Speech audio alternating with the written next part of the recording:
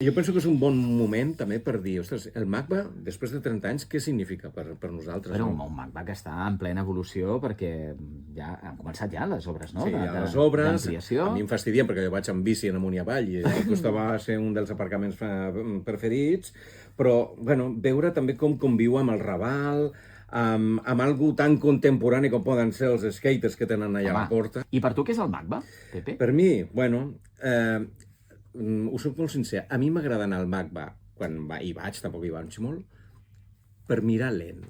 Mira lent. Lent. El blanc aquell condiciona molt, en el meu sentit positiu. Dic, mira, ara que ho penso, la propera vegada que hi vagi, igual em porto els auriculars i sentiré el luxe de la Rosalia.